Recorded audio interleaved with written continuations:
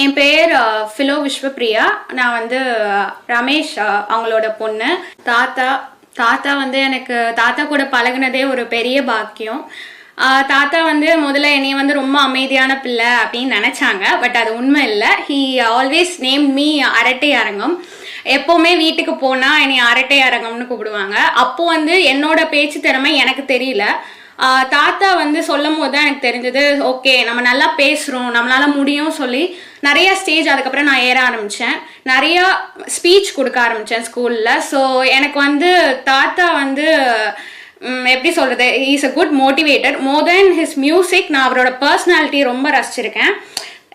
எப்படின்னா அவரோட வாக்காக இருக்கட்டும், அவரோட பேச்சாக இருக்கட்டும், வேஷ்டி இப்படி எடுத்து கெட்டி நடப்பார். ஸோ அது வந்து எனக்கு ரொம்ப பிடிக்கும். அப்படியே ஹேண்ட்ஸ் பேக்கில் நடப்பார். அது வந்து அந்த பர்சனாலிட்டிலாம் ஆங்கிளாக நான் ரசிச்சிருக்கேன்.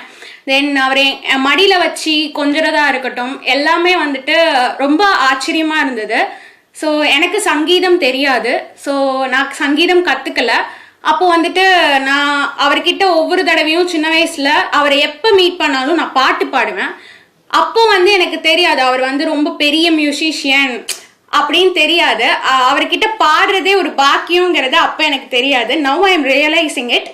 அப்போ வந்துட்டு எப்போ பார்த்தாலும் 3 தடவை அவர்கிட்ட நான் பாட்டு பாடியிருக்கேன். 3 தடவையும் அவர் என்னை வந்து சங்கீதம் கற்றுக்கோ சொல்லுவார். ஸோ அதுக்கப்புறம் தான் நான் சங்கீதம் கற்றுக்க ஆரம்பித்தேன்.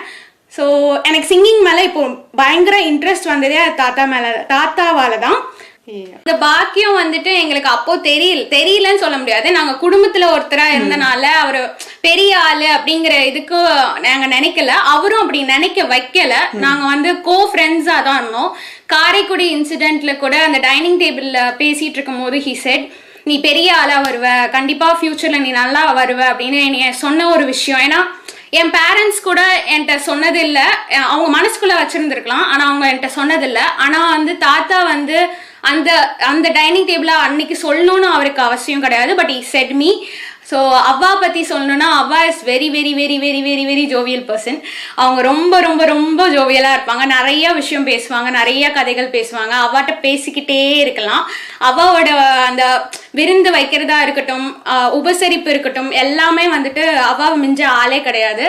ஸோ நிறைய விஷயங்கள் அவங்க 2 பேர்ட்டேருந்து நாங்கள் கற்றுக்கிட்டோம். அவங்க வந்து எங்கள் லைஃப்பில் இருந்தது வந்து ஒரு பெரிய பெரிய பெரிய பெரிய பாக்கியம்.